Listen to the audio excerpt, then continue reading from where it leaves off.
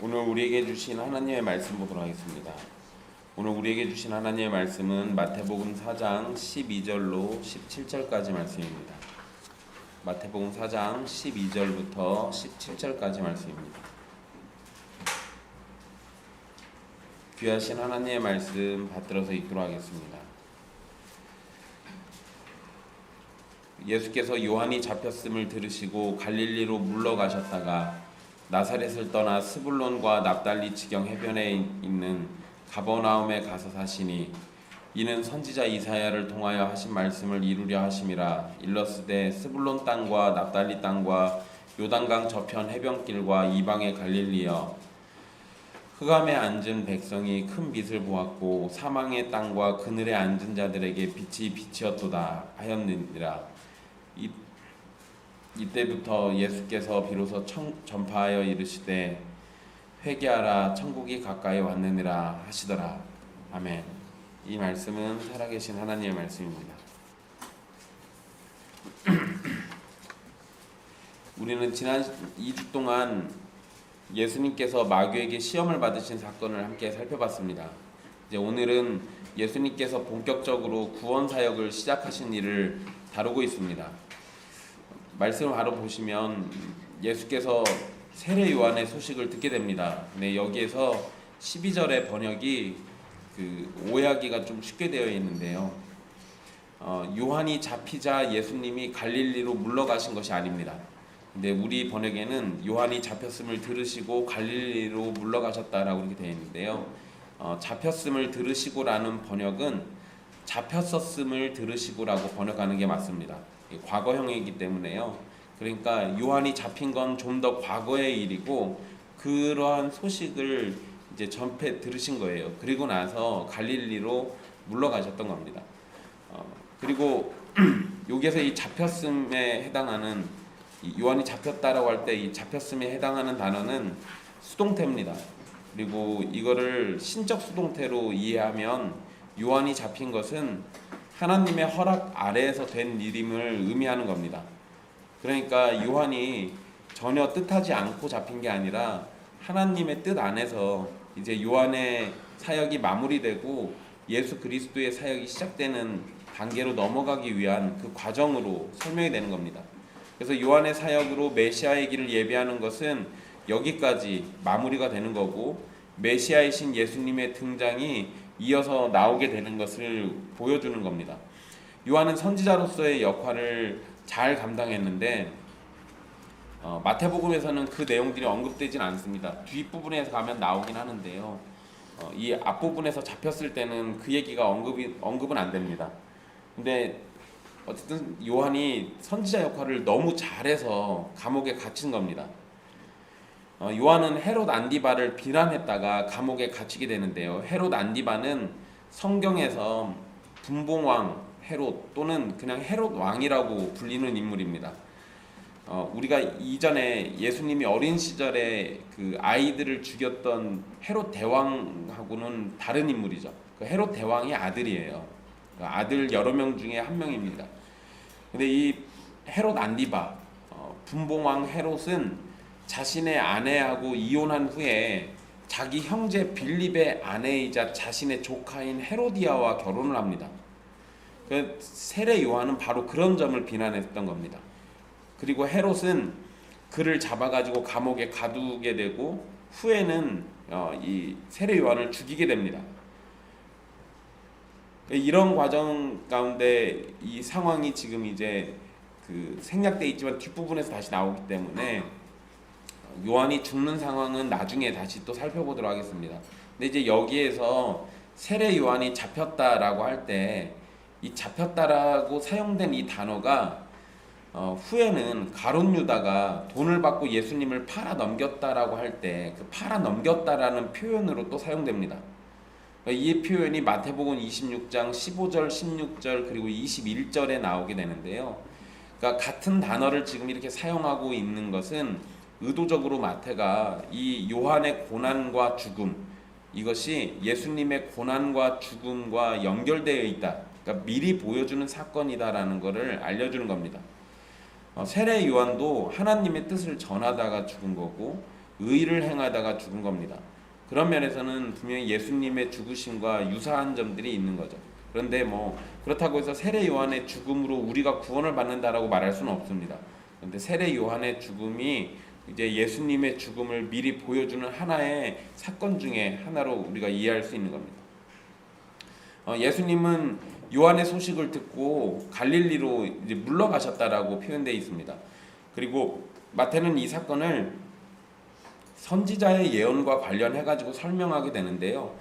여기에서 또 우리가 오해하기가 쉬운 게 12절에 그 물러가셨다라는 표현이 마치 예수님이 요한의 소식을 듣고 몸을 숨기신 것처럼 생각될 수 있습니다. 그렇지만 갈릴리는 요한을 감옥에 가둔 헤롯 안디바가 통치하는 지역입니다. 만약에 예수님이 몸을 숨길 생각이었다면 헤롯 안디바가 통치하는 그 지역을 벗어났어야 맞는 겁니다. 그러니까 몸을 숨긴 게 아니라 오히려 요한을 가둔 헤롯 안디바에게 도전하는 모습이 보여지는 거죠. 그러니까 갈릴리로 물러가셨다. 그리고 뭐 나사렛 그리고 스불론 납달리 지경 여기 가버나움으로 가셨다라고 되어 있는 이 설명들은 헤롯 안디바를 피해 가지고 도망간 게 아니라 헤롯 안디바가 다스리는 그 지역에 가셔가지고 거기에서 사역을 하신 거예요. 예수님은 나사렛으로 가셨다가 바로 가버나움으로 옮기시게 됩니다. 그 말씀이 이제 13절에 이렇게 언급되어 있는데요.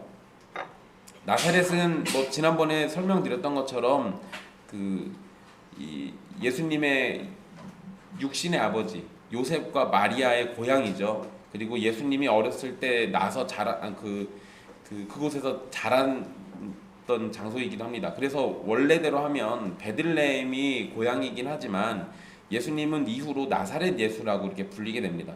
그러니까 나사렛은 분명히 예수님에게는 익숙하고 친숙한 지역인 거죠. 근데 이 가버나움이라는 지역은 이 나사렛과 가까이 있습니다. 그리고 가버나움은 우리가 보통 갈릴리 바다라고 부르는 이 호수의 북서쪽에 위치해 있습니다. 우리는 그냥 갈릴리 호수라고 부르거나 근데 성경에서는 갈릴리 바다라는 표현이 많이 나오거든요. 근데 실제로 여기는 바다는 아닙니다. 바다는 아니고 호수인데 유대인들은 물이 좀 많으면 그냥 바다라고 불러요. 그러니까 그 성경에서 나온 표현이 틀린 말은 아닌 거죠. 어쨌든 근데 그 갈릴리 바다 또는 갈릴리 호수의 북서쪽에 위치해 있는 동네가 가버나움입니다. 그리고 이 가버나움에는 로마 군대가 주둔해 있을 정도로 큰 도시였어요. 그러니까 나름대로 그쪽 지역에서는 그래도 큰 도시. 베들레헴, 예루살렘과 비교하면 그 큰 도시라고 할 수는 없습니다.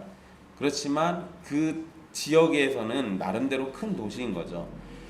어쨌든 이 후의 기록을 보면 나사렛은 예수님이 전하시는 복음의 적대적이었습니다. 그래서 예수님이 나사렛에서 복음 전하실 때는 배척받으시는 얘기가 많이 나와요. 그런데 반면에 가버나움은 상대적으로 예수님의 말씀을 잘 들어줬던 장소입니다. 그리고 예수님의 제자들 중에는 가버나움 출신들이 굉장히 많습니다. 그러니까 이 예수님께서 제자들을 가버나움 출신들을 주로 뽑으셨던 것도 그러고 이 상황이 나중에 보면 예수님은 그냥 가버나움을 중심으로 사역을 하실 생각이었던 거예요. 그래서 가버나움에서 나고 자랐던 사람 또 가버나움을 그 자신의 집으로 가지고 있었던 제자들과 함께 활동을 많이 했었던 겁니다. 이 13절에서 마태는 그 가버나움을 이 스불론과 납달리 지경 해변이라고 이렇게 표현합니다. 여기에서 이 스불론 지파 그리고 납달리 지파가 언급되는 건데요. 여기 스불론과 납달리 지경이란 말은 그냥 스불론 지파하고 납달리 지파가 거주했던 장소인 걸 얘기하는 겁니다. 여러분들 이 스불론 지파, 납달리 지파 약간 생소하실 수도 있어요. 12지파 중에 있는 지파들입니다. 우리 보통 12지파 이러면 뭐 레위 지파나 유다 지파나 이런 것들은 여러분들이 잘 아실 겁니다. 그런데 뭐 에브라임 지파나 이런 거는 워낙 이름이 자주 언급되니까. 그런데 스불론과 납달리도 분명히 12지파 중에 하나인데 이 이스라엘 땅으로 놓고 보면 북쪽에 위치해 있어요. 그래서 상대적으로 약간 외면받은 장소입니다. 그러니까 여러분, 우리 대한민국에 사는 사람들이 대한민국의 한반도 영토가 다 우리 땅이라고 알고는 있지만 우리가 함경도에 대해서는 잘 모르잖아요. 평안도 잘 모르잖아요. 왜냐하면 거기는 우리가 활동하고 지내는 생활 반경하고는 거리가 좀 많이 먼 거잖아요. 뭐 거기까지 안 가도 됩니다. 여러분들, 저는 군대 가가지고 의정부라는 데를 처음 가봤어요. 군대 가기 전까지는 의정부라는 건 이름만 들어봤죠. 그 근처에 얼씬도 안 했습니다. 그리고 파주, 금촌 이것도 군대 가가지고 알았죠. 군대 갈 일이 없었으면 제가 거기를 알 일이 없어요. 그러니까 우리가 사는 지역 또는 사람들이 많이 몰려있는 지역들은 우리가 흔히 잘 알잖아요. 그러니까 이스라엘도 비슷한 거예요.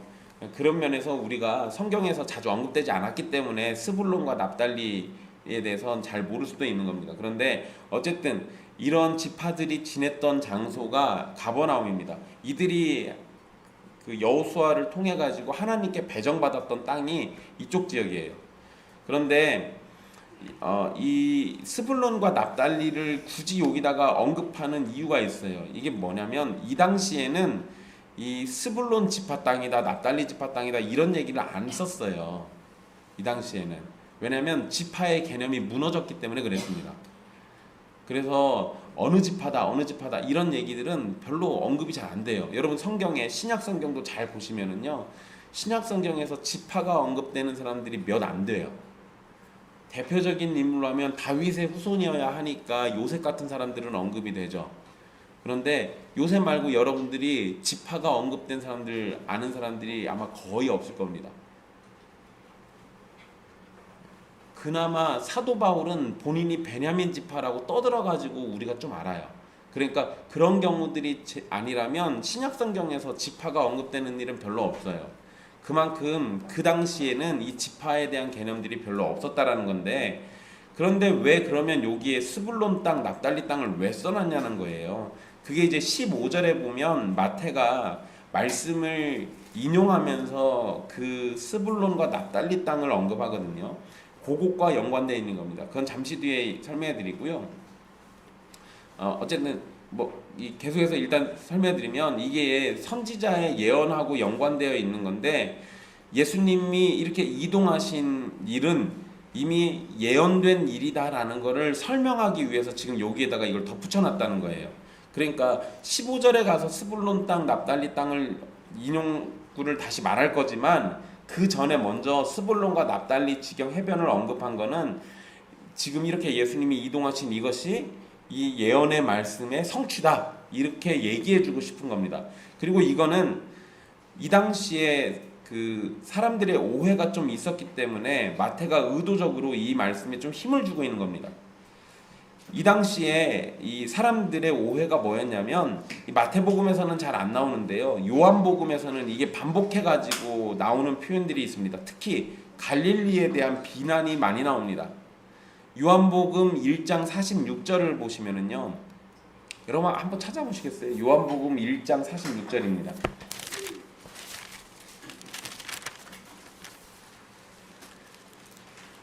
요한복음 1장 46절을 보시면 그 나다나엘이 이르되 나사렛에서 무슨 선한 것이 날 수 있느냐, 빌립이 이르되 와서 보라 하니라, 이렇게 돼 있어요. 이 배경이 뭐냐면 빌립이라는 사람이, 그러니까 예수님 제자 중에 이제 빌립이 있죠. 그 빌립이 그 44절에 보면 안드레하고 베드로하고 한 동네 베세다 사람이에요. 같은 동네 사람들이에요. 그런데 이 빌립이 예수님을 만났습니다. 그러니까 예수님이 나를 따르라 이렇게 하니까 빌립이 따라갔어요. 그리고 난 다음에 빌립이 나다나엘을 또 찾아갑니다. 그래서 야, 그 선지자를 통해서 이야기했던 바로 그분이 나사렛 예수야 라고 이렇게 얘기해 주니까 46절에 나다나엘이 그 얘기를 듣고 한 반응이 그거예요. 나사렛에서 무슨 선한 것이 날 수 있냐, 그러니까 나사렛은 그리스도가 태어날 동네가 아니다, 이 얘기한 겁니다. 또 이것만 있는 게 아니라 요한복음 7장 41절도 보시면 7장 41절에 어떤 사람은 그리스도라 하며 어떤 이들은 그리스도가 어찌 갈릴리에서 나오겠느냐, 이렇게 또 얘기합니다. 그러니까 예수님이 갈릴리 출신이니까 갈릴리가 자꾸 언급되는데 사람들은 대부분 그리스도는 갈릴리에서 나지 않는다, 이 얘기를 하는 거예요. 또 52절도 같은 얘기가 나옵니다. 그들이 대답하여 이르되 너도 갈릴리에서 왔느냐? 찾아보라. 갈릴리에서는 선지자가 나지 못하느니라. 그러니까 이 말들을 종합해 보면 갈릴리에서는 선지자도 나올 일이 없고 그리스도도 나오지 않는다. 이 얘기를 하고 있는 거예요. 그런데 예수님은 갈릴리 출신 사람이거든요. 그러니까 마태는 이 부분을 해소시킬 필요가 있었던 거예요. 어쨌든 게다가 예수님은 또 갈릴리를 중심으로 예수님의 주요 사역들을 이어가십니다. 그래서 마태는 예언의 말씀을 통해서 예수님께서 갈릴리를 중심으로 사역하신 일에 대한 이유를 설명해 줄 필요가 있었던 거예요. 마태가 인용한 말씀은 이제 그 15절, 16절에 언급되어 있는 말씀인데요. 마태가 인용한 말씀은 이사야 9장 1절, 2절 말씀을 인용합니다. 그런데 여기서 조심할 것은 마태가 이사야의 말씀을 그대로 인용한 게 아니라 그 말씀에서 필요한 부분만 빼서 인용하고 있어요.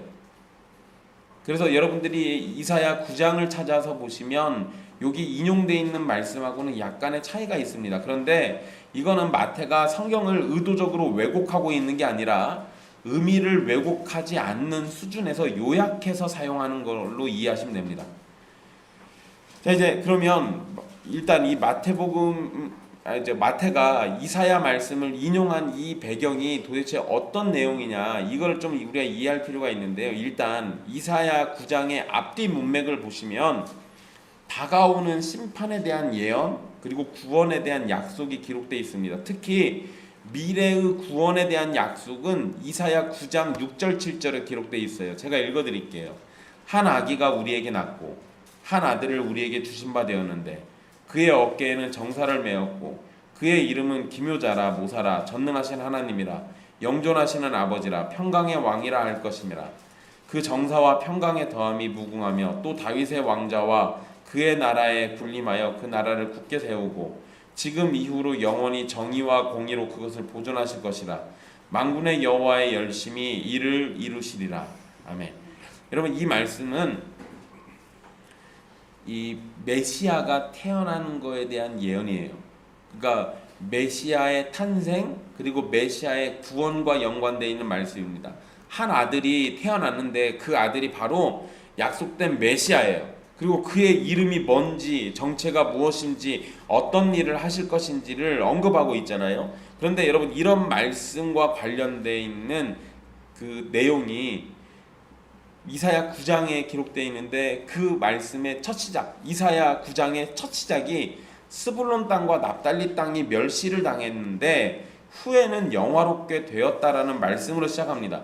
그리고 마태는 바로 이 말씀을 인용해서 예수님께서 갈릴리 지역의 가버나움으로 가신 것이 예언의 성취라고 본 거예요. 그러니까 다시 이야기를 정리를 해드리면 일단 이사야 9장 1, 2절에서 스불론과 납달리 얘기를 합니다. 그리고 거기에 구원의 빛이 임할 거다라는 얘기를 해요. 그리고 그 구원의 빛이 무엇이냐? 그게 이사야 9장 6절 7절에서 언급되어 있는 한 아기가 태어난다, 이 얘기를 한 거예요. 그러니까 메시아가 앞으로 태어나실 건데 이 메시아로 인해서 구원이 오는 건데 그 구원이 사람들의 관심과 굉장히 멀리 있는 스불론과 납달리 땅에까지 전해질 거다, 이 얘기를 지금 한 겁니다. 그러니까 마태가 굉장히 치밀하게 이사야 9장을 인용해가지고 적용해서 설명해 주려고 한 거예요. 스불론과 납달리는 갈릴리 북쪽 지역에 자리 잡았었습니다. 그러니까 여러분 생각해 보시면 나중에 지도를 한번 보세요. 그러면 이스라엘 땅에서 북쪽에 갈릴리가 있는데 거기에서도 더 북쪽이에요. 그래서 이런 위치적인 이유 때문에 아수르에게 북이스라엘이 멸망했을 때 포로로 끌려갔던 첫 번째 지역이 스불론과 납달리 지역이었습니다. 그러니까 외세의 공격을 받아도 제일 먼저 공격받는 지역. 그리고 15절에서 요단강 저편 해변길과 이방의 갈릴리라고 이렇게 번역한 부분이 있는데요. 요단강 저편 해변길 그리고 그 이방의 갈릴리 이렇게 되어 있는데 여러분, 이건 이방의 갈릴리를 요단강 저편의 해변길이라고 설명한 겁니다. 그러니까 요단강 저편 해변 따로 있고 이방의 갈릴리가 따로 있는 게 아니에요. 두 개가 같은 겁니다. 이방의 갈릴리라고 그러면 일단 요단강 저편이니까 요단강을 따라서 있는 이 해변길에 있는 이방의 갈릴리를 얘기한 건데, 그러면 왜 갈릴리는 또 이방의 갈릴리라고 불렀을까? 여러분, 갈릴리가 이방인들의 영향을 많이 받는 지역입니다. 이방인들하고 접경 지역이기 때문에 그래요. 게다가 이방인들의 침략이 많아서 군사적으로도 압제를 받고 있던 지역입니다. 그러니까 스불론 땅과 납달리 땅과 이방의 갈릴리는 이스라엘 땅 중에서도 가장 구원과 거리가 멀어 보이는 지역이라는 거예요. 왜냐하면 이스라엘의 중심은 예루살렘인데 예루살렘은 한참 밑에 있어요. 그러니까 유대인들 생각에는, 이스라엘 백성들 생각에는 다윗 같은 왕이 와도 당연히 왕궁이 있는 예루살렘으로부터 시작해가지고 구원이 펼쳐질 거다라고 생각한 거예요. 그냥 일반적인 거죠. 일반적인 생각을 하고 있는 거예요. 그러니까 여러분, 이 우리로 치면 메시아가 서울에 오셔서 서울로부터 구원을 펼쳐나간다 이렇게 생각을 하지, 메시아가 와가지고 저기 땅끝 마을 해남에서부터 시작해서 구원을 펼친다 이렇게는 생각을 잘 못할 거 아니에요. 비슷한 거예요. 그런데 어쨌든 이렇게 가장 구원과 거리가 멀어 보이는 지역인데, 그런 지역에 하나님께서 새로운 빛을 보내셔서 그곳이 하나님의 영광을 드러내게 하신다라는 게 지금 이 이사야 말씀입니다. 그러니까 그게 15절 16절에 언급되어 있는 게 지금 그 얘기를 언급하고 있는 거죠. 여러분, 16절에서 언급되는 흑암에 앉은 백성은 15절에 스불론 땅과 납달리 땅 그리고 이방의 갈릴리에 사는 유대인들을 가리키는 표현입니다. 그러니까 이들은 다른 지역보다 더 소망이 없는 것 같고 구원에서 멀리 떨어진 것처럼 보이던 사람들이라는 거예요. 그리고 여러분, 좀 더 넓게 보면 흑암에 앉은 이들은 이방인들도 포함합니다. 이방의 갈릴리에는 이방인들도 많이 살았어요. 그리고 마태복음이 유대인들을 위한 복음서라고 보통 말하지만 마태는 이방인들의 구원에 관해서도 계속해서 언급을 합니다. 즉 흑암에 앉은 백성은 구원의 소망이 사라진 유대인들과 하나님의 언약에서 멀리 떨어진 것처럼 보이는 이방인들을 의미해요. 이 둘 다 모두 영적인 타락에 빠져 있고 구원이 필요하지만 구원을 얻을 수 없는 상태입니다. 그런 이들에게 큰 빛이 내렸는데 그들은 그 빛을 보게 된다라는 게 지금 인용된 말씀의 내용이에요. 여기에서 여러분, 이 큰 빛은 분명히 예수님을 의미하고 동시에 예수님의 사역과 가르침을 의미합니다. 그리고 16절에 보시면 사망의 땅과 그늘에 앉은 자들에게 빛이 비쳤다라는 표현이 있는데요. 이 말씀은 흑암에 앉은 백성이 큰 빛을 보았고 라는 표현과 같은 의미예요. 그러니까 흑암에 앉아있는 백성들이 큰 빛을 봤어. 이거는 사망의 땅과 그늘에 앉은 자들에게 빛이 비친 거야 라고 얘기한 거랑 똑같다는 거죠. 사망의 땅과 그늘이라는 말은 이 사망의 그림자가 덮인 땅을 의미합니다. 결국 흑암이 덮인 곳과 같은 건데, 사망의 그림자는 생명의 근원이신 하나님으로부터 분리된 사람들의 상태를 나타내는 말이에요. 결국 이들에게는 구원이, 하나님의 은혜가 없다면 이들은 그냥 사망이 확정된 상태인 거죠. 게다가 사망의 그늘에 앉아있다는 것은 그들이 하나님의 언약이나 하나님의 계명을 지키지 못하고 죄를 지었다라는 것을 의미합니다. 그러니까 이런 사람들에게는 하나님의 심판은 당연한 결과인 거죠. 그러니까 여러분, 상황을 생각해 보세요. 지금 여기 15절의 위치로만 놓고 보면 스불론 땅과 납달리, 요단강 저편 해변길과 이방의 갈릴리예요. 구원하고 제일 멀리 떨어진 장소입니다. 그런데 거기는 어떤 사람들이 살고 있냐? 하나님을 잘 믿는 사람들이 거기에 살고 있었던 게 아니라 흑암에 앉은 자들이고 사망의 땅과 그늘에 앉은 자들이에요. 그러니까 구원을 받을 위치적으로도 제일 멀고, 그리고 실제적으로 이들은 또 죄를 지어가지고 구원하고도 멀고 전혀 구원받을 수 없을 것만 같은 사람들이라는 거죠. 지금 그런 사람들인데, 이런 사람들에게 빛이 비쳤다. 이거는 하나님의 은혜가 내려졌다라는 걸 의미하죠. 그리고 마태는 하나님의 은혜가 바로 예수 그리스도와 예수 그리스도의 가르침 그리고 예수님의 사역이라고 말하는 겁니다. 예수님께서 가버나움으로 옮기신 후에 예수님의 사역이 본격적으로 시작이 되는데요. 그러니까 지금 11, 2절에서는 예수님이 갈릴리로 갔다가 나사렛 그리고 스불론 납달리 지경 이쪽 지역으로 가신 것을 언급을 했어요. 그리고 나서 14절, 15절, 16절은 이것이 이사야 말씀을 통해서 예언된 일이다 라는 걸 얘기하고, 그리고 난 다음에 그 예언된 일, 곧 그 빛이 비친 것이 무엇이냐, 그거를 17절에 설명해 주는 겁니다. 그런데 그 내용이 아주 단순해요. 게다가 우리는 이미 한번 들은 적이 있는 말입니다. 세례 요한이 했던 말이죠. 회개하라, 천국이 가까이 왔느니라. 세례 요한이 붙잡혀 갔고 이후로는 계속 감옥에 있다가 죽게 됩니다. 그러니까 요한의 사역은 이제 멈춘 거예요. 그런데 요한이 전파하던 내용과 똑같은 내용을 예수님의 가르침 속에서 선포되고 외쳐지게 되는 거예요. 세례 요한과 예수님이 가르친 내용은 본질적으로 같은 겁니다. 그렇기 때문에 마태는 같은 문장으로 요한과 예수님의 가르침을 증거하고 있어요. 그런데 마태는 예수님의 사역을 메시아의 사역과 연관해 가지고 설명하고 있는 겁니다. 같은 내용을 가르치더라도 그것을 전파하는 존재가 달라졌고 전파하는 내용이 같더라도 전파하는 존재가 완전히 다르기 때문에 외쳐지는 말씀의 힘도 달라졌어요. 게다가 여러분, 예수님께서 회개하라 천국이 가까이 왔느니라 라고 말씀하실 때 이때는 요한보다 시간적으로 더 지나고 난 다음이잖아요. 그러면 분명 천국이 더 가까워진 상태인 거예요. 게다가 사실상 예수님이 오셨을 때 천국은 예수님과 함께 임한 상태였습니다. 그러니까 이제 세례 요한이 외칠 때보다 더 급해졌어요. 더 시급해졌습니다. 예수님의 가르침을 듣는 사람은 누구나 회개할 필요성이 분명하고 그것도 시급히 해야 할 이유가 있습니다. 왜냐하면 천국의 주인이 천국의 백성을 찾아서 외치시고 있기 때문에 그 외침에 반응하지 않는 자들은 천국에 들어갈 자격이 없는 거예요. 이제는 마지막 기회가 온 거죠. 더 이상 기회가 없어요.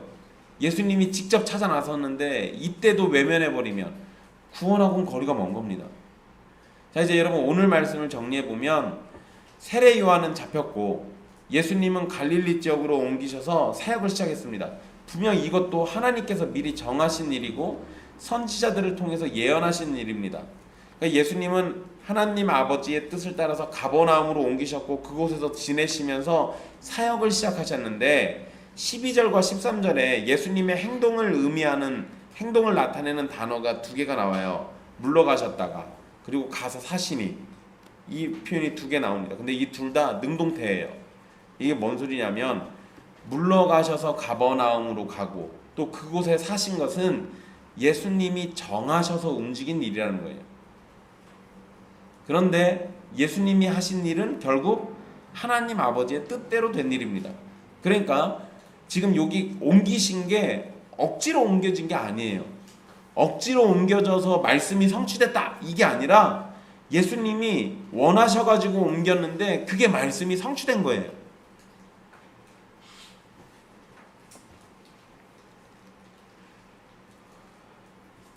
이게 무엇을 보여주냐? 예수님께서 갈릴리로 가셨다가 가버나움에 가서 사신 일은 하나님 아버지의 뜻을 기쁨으로 그리고 적극적으로 동참하신 예수님의 행동이라는 겁니다.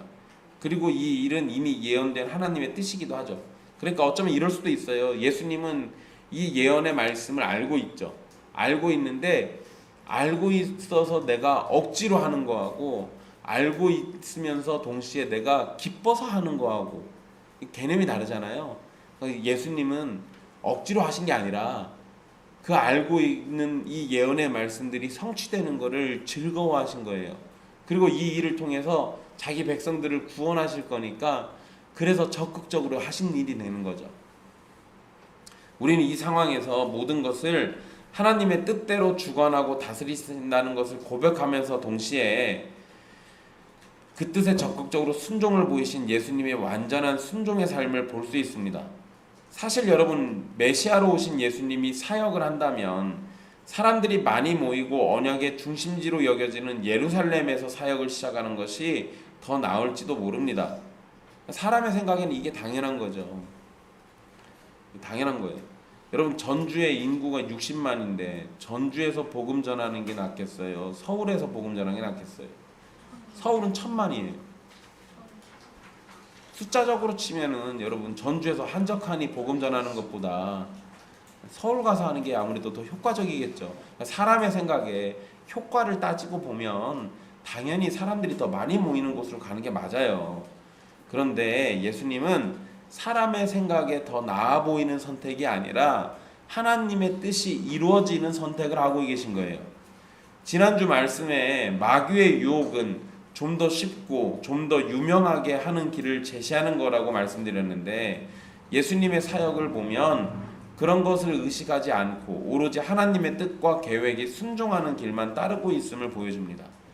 여러분, 나중에 우리가 또 계속 보겠지만 예수님이 주로 만나는 사람들이 누구예요? 예수님이 대제사장 만나고 서기관 만나고 당시에 유명한 랍비들 만나고 그렇게 안 하셨어요. 제사장 만나면 화냅니다. 혼내요. 서기관 만나면 회칠한 무덤이라고 막 욕하세요. 근데 예수님이 주로 만난 사람들은 세리, 창기들, 죄인들이었어요. 유명해지는 게 목적이 아니라 잃어버린 자들을 찾는 게 목적이기 때문에, 그래서 항상 죄인들을 쫓아다니셨다고요. 여러분, 가버나움이 제가 큰 도시라고 말씀드렸지만 이스라엘 전체로 놓고 보면 지방일 뿐입니다. 뭐 어쩌면 딱 그냥 우리 전주 같은 동네일 수도 있어요. 우리도 이 동네에서는 나름대로 큰 동네잖아요. 전주도 전라북도에서는 그래도 도청 소재지인데, 근데 여러분, 서울 사람들 기준에는 전주가 뭐예요? 그냥 시골이에요. 시골. 한옥마을이 있는 시골. 그런데 여러분, 그런 이스라엘로 놓고 보면 그냥 지방일 뿐인 가버나움, 사람들이 별로 신경도 안 쓰는, 또 사람들이 인정도 안 하는 그 지역에, 그곳에서 사역을 시작하신 것이 하나님 아버지의 뜻이기 때문에 예수님은 거기에 순종하셨습니다. 그리고 그러한 순종이 이사야 9장 1, 2절 말씀의 성취임을 마태가 기록하면서 우리는 은혜와 구원에서 가장 멀리 떨어진 것만 같은 그곳에도 구원의 빛이 비치면서 구원의 역사가 일어나는 것을 보게 됩니다. 예수님이 나사렛 출신이고 갈릴리에서 사역하심이 사람들에게 알려질 때 사람들은 갈릴리에 무슨 선지자가 나겠냐고 무시했어요. 그렇기 때문에 당연히 메시아가 그곳에서 하나님의 말씀을 가르친다는 것은 더욱 믿지 못하고 받아들이지 못할 이야기였습니다. 하지만 그것이 하나님의 뜻이기 때문에 예수님은 순종하셨던 거예요. 사람들의 비아냥이 있을지라도, 사람들이 무시한다 할지라도 하나님의 계획이 그렇다면 예수님은 그것을 즐거이 받아들이시는 거예요. 이런 게 우리에게 필요하죠. 이게 하나님의 백성다운 삶이에요. 게다가 예수님이 이렇게 하신 이유가 뭡니까? 말씀들이 다 성취되고 구원의 은혜가 얼마나 큰지를 우리에게 보여주려고 그러신 거예요. 우리의 구원은 하나님 아버지의 뜻과 예수 그리스도의 완전한 순종으로 이루어집니다. 어쩌면 갈릴리로 옮기시고 그곳에 사시면서 사역하시는 일이 작은 일처럼 보일지도 모르지만 예수님은 하나님의 말씀이 온전히 성취되도록 아주 작은 일에서도 순종을 보이신 거예요. 오늘 말씀에서 마태가 인용한 이사야의 말씀은 또 우리에게 굉장히 큰 은혜를 줍니다. 예수님께서 갈릴리 지역으로 옮기신 것은 흑암과 사망의 그늘에 앉은 백성들에게 빛을 비추시기 위함이에요. 이방인들이 많이 들어와서 지냈던 갈릴리는 이방인들과 그들의 신들, 우상들로 인해서 이 우상 숭배가 많이 벌어지던 암울한 지역입니다. 그리고 이방 나라의 침략도 수시로 일어나는 곳이었기 때문에 사망의 그늘이 있는 땅으로 알려진 곳이 갈릴리예요. 그러니까 사람들의 생각에 갈릴리는 도무지 구원받을 가능성이 없을 것 같은 동네인 거예요. 가장 소망 없는 자들, 가장 가망성이 없는 자들, 어느 누구도 희망을 보지 못하는 자들, 생명에서 멀어져서 죽음만이 확정된 것처럼 여겨지는 자들을 향해서 예수님은 빛이 되어 주신 겁니다. 예수님의 사역과 예언된 하나님의 말씀은 흉악한 죄인에게 너무도 복된 소식이죠. 그저 사망의 그늘에 앉아서 죽음만을 기다리던 자들에게 생명의 빛이 되시는 예수님께서 생명의 빛이 담긴 말씀과 사역을 주시려고 직접 오신 거예요. 생명의 빛이 되시려고 억지로 오신 것이 아니라 생명의 빛이 되시려고 친히 움직이셨고 적극적으로 옮기셔서 택하신 백성들에게 구원을 주려 하신 겁니다. 예수님의 사역은 죄인들에게 언제나 빛이 되고 그 빛은 택한 자들에게 생명이 됩니다. 가장 어두운 곳에, 가장 절망적인 곳에, 가장 외면받는 곳에 생명의 빛이 찾아온 거예요. 예수님께서 의인이 아니라 죄인을 부르러 오셨다는 성경의 말씀이 있습니다. 여러분도 잘 알고 계실 거예요. 그리고 그러한 증거는 오늘 말씀처럼 이방의 갈릴리를 향해서 생명의 빛을 비추신다는 하나님의 말씀에서 찾을 수 있는 겁니다. 예수님은 잘 순종하고 잘 따라오고 잘 바치고 잘 헌신할 수 있는 사람들을 구원하러 오신 게 아니에요. 세상 사람들이 외면하는 자, 세상 사람들이 도무지 희망을 품지 않는 자들, 그런 자들까지도 구원하시려고 오셨다고요. 게다가 예수님은 생명을 주시려고 가장 외면받는 자리로 가셔서 사망의 그늘에 앉은 자들에게 회개할 것을 외치셨습니다. 예수님께서 모든 것을 다 이루시고 우리에게 생명의 빛을 주신다고 해서 우리가 회개도 없이 하나님의 백성이 될 것이라고 말씀하시지 않았어요. 이 부분을 여러분 놓치지 마십시오. 그냥 말씀만 놓고 보면 15절 16절 말씀만 놓고 보면요, 지금 흑암에 앉은 자들에게 빛을 주신 거잖아요. 사망의 땅에 그늘에 앉아있는 자들에게 빛을 비춰주신 거예요. 그러면은 당장 구원받을 것만 같은데, 그런데 거기서 끝난 게 아니에요. 우리가 회개도 없이 하나님의 백성이 될 거라고 말씀하시지 않아요. 그래서 17절에 예수님이 하신 말씀이 그렇게 기록되어 있는 거예요. 회개하라고. 내가 빛이어서 너희들에게 빛을 비추러 왔지만 너희들 회개해야 한다고. 입으로만 회개하거나 생각으로만 회개할 것을 명령한 것이 아닙니다. 예수님은 항상 생각과 마음과 행동을 포함하는 전인격적 회개를 말씀하셨어요. 물론 우리의 구원은 성령님의 새롭게 하심 없이는 있을 수 없습니다. 우리가 회개하는 것도 성령님께서 우리의 심령을 새롭게 해주시지 않으면 안 돼요. 그런데 예수님께서 회개할 것을 선포하신 것은 성령님의 사역과 함께 그런 삶의 변화가 하나님의 은혜 가운데 지속되어야 함을 포함하기 때문에 그런 겁니다. 그리고 그냥 우리가 회개하는 것도 성령님의 사역이니까 이렇게만 생각해 버리면 우리 아무것도 안 할 거잖아요. 성령님이 우리 구원해 주실 때까지, 또는 성령님이 은혜 주실 때까지 아무 짓도 안 할 거잖아요. 그런데 하나님 그런 걸 원하시는 게 아니에요. 그냥 허수아비처럼 가만히 있다가 주는 은혜 받아먹고 천국 가라가 아니라, 하나님이 원하시는 건 죽은 우리를 살리실 건데 동시에 우리가 주시는 은혜에 적극적으로 반응하는 걸 원하시는 거예요. 그러니까 회개하라고 명령을 주시는 겁니다.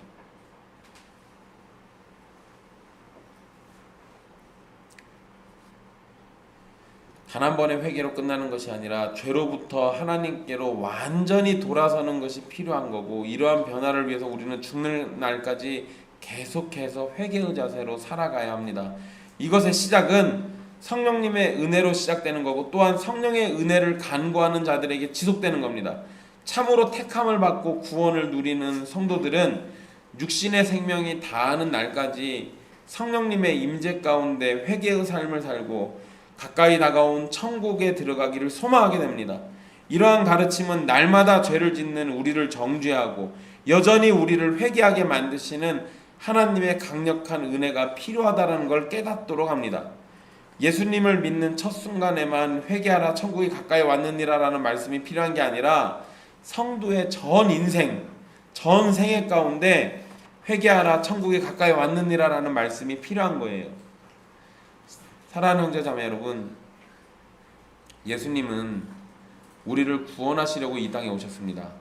그리고 가장 영광스럽고 가장 부유하고 가장 아름다운 곳에서 택하신 자들을 찾으신 것이 아니라 가장 외면받고 가장 불쌍하고 가장 외롭고 가장 위험한 곳에서 택하신 자들을 찾으셨어요. 예수님의 이러한 사역은 우리가 어떠해야만 구원을 얻을 수 있다고 가르치지 않고 우리가 어떠하든지 생명의 빛이신 예수님을 믿는 자는 누구나 구원을 얻을 수 있다라는 것을 가르쳐 줍니다. 그리고 동시에 우리도 어떻게 살아야 하는지를 알려주잖아요. 가장 화려하고 가장 좋은 자리에서 사는 것을 여러분들의 인생의 목표로 삼지 마십시오. 우리 주님은 가장 외면받고 가장 어두운 곳에서 자기 일을 시작하셨어요. 하나님의 백성들이라면 가장 외롭고 가장 힘들고 가장 슬픈 자리에서 오히려 하나님이 주시는 일을 찾는 게 맞아요. 그게 주님이 우리를 부르신 일 중에 하나입니다. 뭐든지 다 잘되고 뭐든지 다 성공하고 그런 일을 위해서 우리를 부르실 것 같았으면 예수님 애초에 가버나움 가시면 안 되는 거였어요. 말이 안 되잖아요. 성공하고 우리를 부자로 만들어주고 우리를 이 세상에서 가장 빛나게 만들어주실 것 같았으면 예수님 가장 화려한 곳에 가셔야 돼요. 이스라엘도 아니에요. 이 당시로 치면 로마로 갔어야죠. 그곳에서 빛을 발하셨어야죠. 근데 예수님 그렇게 안 하시잖아요. 사람들이 가장 외면하는 곳에 가요. 어느 누구도 구원받을 것 같지 않은 사람들을 찾아다니셨어요. 그리고 그 구원이 우리에게까지 왔습니다. 여러분들은 하나님의 백성으로 살아가기 위해서 어디를 찾아다니실 거예요? 여러분 슬픈 얘기인데요. 작년, 재작년 계속 몇 년 동안 신학교에 입학생이 적어요. 지원자가 자꾸 줍니다. 그래서 예전에는요 3대1 막 이렇게 하던 신학교가 이제는 시험 보면은 바보 아니면 다 합격해요. 서울에 있는 그 광나루라는 지역에 있는 장신대학교 있어요. 거기는 예전에 7대1, 11대1 이랬어요. 거기 시험 보려면 3, 4년은 기본으로 공부해야 합격하는 곳이었어요. 근데 요새는 지원자가 적어서 2대1밖에 안 된대요. 그러니까 둘 중에 하나는 합격하는 거죠. 그런데 여러분 학생 수가 줄어가지고 참 걱정인데 그것도 문제인데 더 문제는 지방에서 사역하려고 하는 목회자가 없대요. 지방 말고 수도권, 지방 가서 노인네들 붙잡고 힘들게 사역하느니 돈 많은 서울, 경기 이 수도권에서 사역하는 게 훨씬 좋아 보이니까. 여러분 목회자들의 그런 수준은 성도들의 전체적인 수준을 반영합니다. 어쩌면 우리가 이미 그렇게 가장 화려하고 가장 성공할 것만 같은 자리들만 쫓아다니니까 우리에게 그런 목회자들만 나타나는 거예요. 그런데 그러지 마십시오. 우리가 서 있어야 할 곳은 예수님의 옆자리잖아요. 그 예수님은 흑암에 앉은 자들, 가장 외면받는 곳, 가장 사람들의 소망이 없어 보이는 곳, 그런 곳에 계셨다고요. 예수님은 흑암에 앉은 백성에게 빛이 되셨습니다. 예수님은 저와 여러분에게도 빛이 되십니다. 그러니 예수 그리스도를 믿고 구원을 받으십시오. 그리고 예수님의 옆자리에 쓰셔서 흑암으로 가는 것을 두려워하지 마십시오. 세례 요한이 외치고 예수님께서 외치셨던 말씀에 여러분의 마음을 여십시오. 회개하라 천국이 가까이 왔느니라. 이 말씀이 우리의 영혼에 빛이 되는 말씀임을 믿으십시오. 하나님 앞에서 회개하고 하나님의 통치를 기뻐하며 예수 그리스도 안에서 하나님의 백성이 되기를 소원하십시오. 우리 주님께서 그 일을 이루시기 위해서 어둠이었던 그리고 흑암에 앉은 자였던 우리에게 빛으로 오셨습니다. 그리고 이제는 우리는 예수 그리스도 안에서 빛의 자녀가 되었어요. 이제 주님은 우리를 들어서 흑암에 앉은 자들을 찾으라고 명하실 겁니다. 그 일에서도 누구보다 앞장서는 여러분들 되십시오. 기도하겠습니다.